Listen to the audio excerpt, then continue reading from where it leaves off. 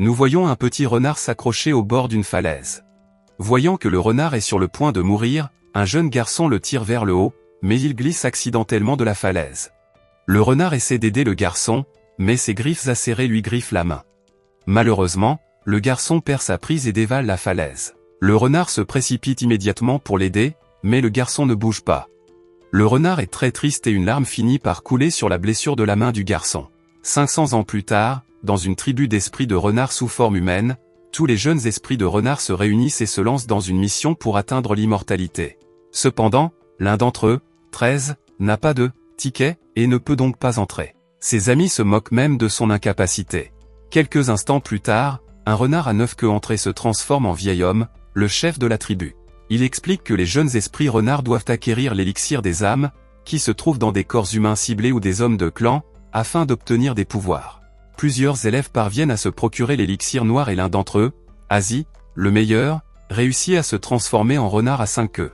L'ancien annonce que le mois prochain, les jeunes esprits renards auront la possibilité d'acquérir l'élixir blanc de l'âme, ce qui n'arrive qu'une fois tous les 1000 ans.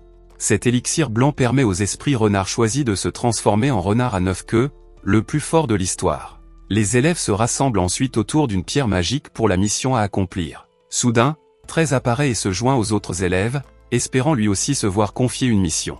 Il est très heureux lorsqu'un lot est inscrit sur ses mains, même s'il n'est pas aussi complet que les autres élèves.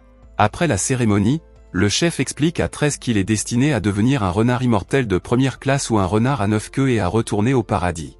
Cependant, il plaisante, car il déclare plus tard que 13 a été trouvé sur le bord de la route. Il ajoute que 13 n'a pas de passé immortel et qu'il doit être prudent s'il ne veut pas être retransformé sous sa forme originelle. L'ancien lui remet un couteau pour l'aider à accomplir sa mission. 13 part à la recherche de son élixir et vole une pierre parlante, appelée Wuxi. Comme de nombreux étudiants sont morts récemment en cherchant leur élixir, le vieillard demande à un homme d'aider 13, car il n'est pas assez fort. 13 arrive dans un village où un jeune érudit, Zijin, est à la recherche d'un homme. Il rencontre 13 et lui pose la même question, mais il est ignoré. Wuxi l'informe que l'humain visé, qui garde son élixir, est dans les parages et 13 se met à sa recherche. Il tombe sur un vieux prêtre capable de guérir les gens de leur maladie. Le vieux prêtre piège les fantômes dans des peintures et parvient à guérir un enfant en utilisant le sang d'une de ces peintures. Plus tard, 13 rencontre à nouveau Zijin. Contrarié, il donne accidentellement un coup de pied à l'âne de Zijin, qui s'enfuit. L'âne revient et frappe 13 d'un coup de tête, l'emportant avec lui et semant le chaos dans le village. Pendant que Zijin poursuit son âne, le vieux prêtre jette secrètement un sort de protection sur le corps de Zijin. Au milieu de la forêt, l'âne laisse tomber 13 et s'échappe. Zijin le supplie de lui rendre l'âne, mais il s'enfuit et Zijin le poursuit. Quelques instants plus tard, tous deux, épuisés, arrivent à un temple abandonné. 13 se rend compte que Zijin est son clamant et qu'il est sur le point de passer un examen pour devenir fonctionnaire, alors il devient gentil avec lui et lui promet de l'accompagner à la ville. Zijin explique que l'homme du dessin est Daoran, son frère aîné et propriétaire de l'âne, qui est également parti passer l'examen. La nuit, alors que 13 s'apprête à tuer le clamant, le gardien, qui avait été chargé d'assister 13, apparaît et lui suggère de conduire le clamant dans une situation dangereuse où il sera désespéré ou effrayé. Le lendemain, l'âne, qui est en fait le gardien de 13 qui se transforme en lui, est retrouvé et fait le bonheur du savant. Le duo improbable se lie d'amitié et devient compagnon de route. Dès lors, Zijin appelle son nouvel ami, Xiaobae. Ils finissent par arriver dans un village brumeux et tranquille où de nombreux lettrés se préparent à l'examen impérial. Ils décident tous deux de s'y reposer pour la nuit. Pendant la nuit, Bae est attiré par une grenouille qui produit de l'or par son derrière. Zijin suit son chemin jusqu'à ce qu'il rencontre le propriétaire. Soudain, il est attaqué par la langue d'une grenouille et emmené dans une autre dimension. Zijin, endormi, est accueilli par un démon grenouille géant. Il tente de s'échapper et Bae arrive soudain pour l'aider. Tous deux tentent d'esquiver l'énorme langue de la grenouille. La grenouille utilise même son pouvoir pour balayer Zijin et Bae. Ils parviennent à se cacher, mais la grenouille ne tarde pas à les repérer. La grenouille démoniaque parvient à attraper Bae et à l'avaler, tandis que l'érudit s'échappe. Il s'avère que Bae a collaboré avec la grenouille pour la faire fuir. Cependant, le clamant revient pour sauver son ami, cette fois armé d'une torche. Le propriétaire de l'académie se transforme à nouveau en grenouille démoniaque, dont il brûle la langue. La grenouille utilise sa capacité de succion, ce qui fait voler la torche vers sa bouche et la brûle entièrement. Bae sort de sa bouche tandis que la grenouille démoniaque blessée est emportée par les enfants grenouilles. Pour faire court, ils continuent leur voyage en bateau. Le gardien suggère à Bae d'emmener le Zijin à la ville de Jiankang, où se trouve une jeune fille capable de révéler la couleur de l'élixir. Le clamant se réveille, ce qui amène le démon grenouille à sauter dans l'eau et à transformer les gardiens en ânes. Bae lui révèle sa véritable identité, il est un esprit renard. Après avoir promis de ne pas le manger, Zijin sort et soigne la blessure de Bae. De l'autre côté, la grenouille les aide à déplacer le bateau. Zijin raconte une histoire sur Daoran, disant qu'il est son modèle et que Bae l'aidera à trouver Daoran. Ils arrivent enfin à la ville de Jiankang, où de nombreuses belles dames sont rassemblées. Soudain, Zijin est dirigé par un garçon vers un bâtiment exclusif où quelqu'un l'attendait. En entrant dans le bâtiment, il est accueilli par le tuteur de Bae, qui se déguise en fille. Il est ensuite conduit dans une pièce où il rencontre un beau fantôme, Ying Liang, capable de révéler la qualité et la couleur de l'élixir. Ying Liang est très séduisante et tente de séduire l'innocent Zijin. Mais le clamant connaît ses limites et refuse de l'embrasser. Il tente de partir, mais Ying Liang continue de le taquiner. Lorsqu'elle tente d'approcher Zijin, elle est repoussée par le sort jeté plus tôt par le vieux prêtre. Ying Liang fait semblant d'aller bien, mais elle est chassée à chaque fois qu'il se retourne. La belle fantôme est désespérée de ne pouvoir l'approcher. Cependant, Zijin est déjà tombé amoureux de Ying Liang et déclare qu'il l'épousera. Ying Liang tente de scanner tout son corps mais ne voit rien car il est protégé. Après qu'il s'est endormi, elle informe Bae qu'elle n'a rien vu et qu'elle n'a pas pu révéler la couleur de l'élixir. De son côté, Ying Liang est torturée parce qu'elle n'a pas réussi à accomplir sa mission. Il s'avère que son âme est conservée dans le lotus et que le gardien a un contrôle total sur elle. Zijin et Bae arrivent dans une ville où se déroulera l'examen impérial. Là, le clamant ne cesse d'interroger les gens sur son frère Daoran.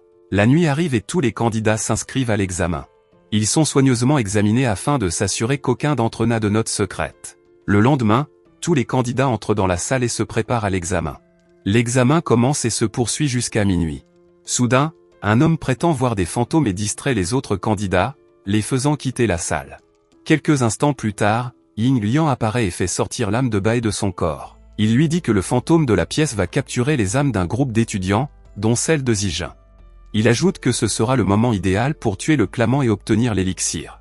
L'âme de Zijin rencontre Daoran, mais celui-ci se transforme soudain en fantôme maléfique et Bae vient l'aider. Les deux sont piégés et Zijin est emmené dans une autre dimension.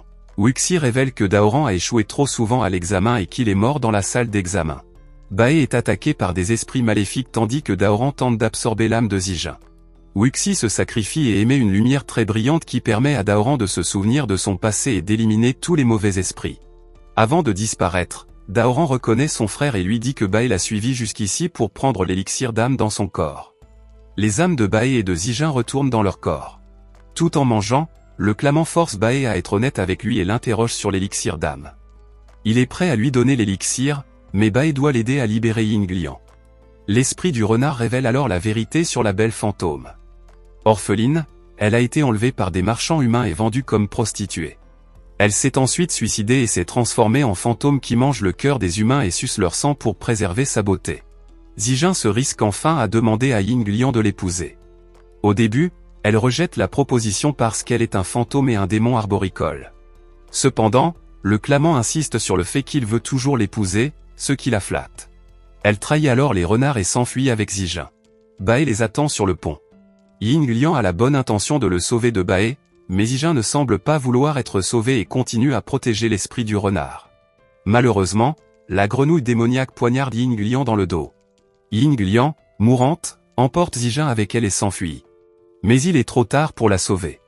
Avant de disparaître, Ying Liang exprime sa gratitude à l'innocent érudit. Le cœur de Zijin se brise en 1000 morceaux, car elle est la seule chose qui compte dans sa vie. Il est très en colère et déçu par Bae parce qu'il a toujours menti. Se sentant coupable, Bae tente de se poignarder avec le couteau, mais un portail apparaît soudain et l'aspire. Il s'avère que le vieux prêtre a observé Bae et l'empêche de faire quelque chose de stupide. Le chef révèle que le garçon qui lui a sauvé la vie était Zijin dans sa vie antérieure. Il ajoute que l'élixir blanc a été placé dans le corps du garçon et qu'il doit être pris par Bae lui-même. Pour faire court, Zijin tente de retrouver Bae et le rencontre dans la forêt de bambou. Il s'excuse et Zijin se sacrifie pour donner l'élixir à son meilleur ami. Il s'avère que Zijin parlait au gardien qui s'était déguisé en Bae. Le gardien affirme également qu'il ne s'agit pas d'un élixir blanc et que tous ses efforts ont été vains. Le vrai Bae est très en colère et tente de tuer le gardien. Un combat s'engage entre les deux, au cours duquel le gardien se transforme soudain en renard à 6 queues. Il est trop fort pour Bae et est battu à mort.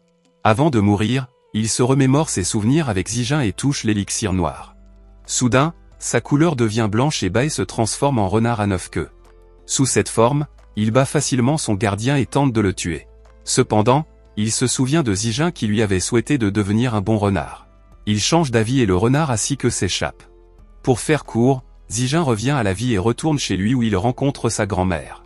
Un jour, il rencontre un petit renard blessé et décide de le ramener chez lui. Il s'avère que Bae a échangé son immortalité contre la vie de Zijin et s'est transformé en petit renard. En revanche, le gardien est capturé et enfermé dans un tableau parce qu'il est le principal responsable de la mort des jeunes élèves. Abonnez-vous pour voir plus de vidéos comme celle-ci, activez les notifications et laissez un like pour aider la chaîne, merci de regarder.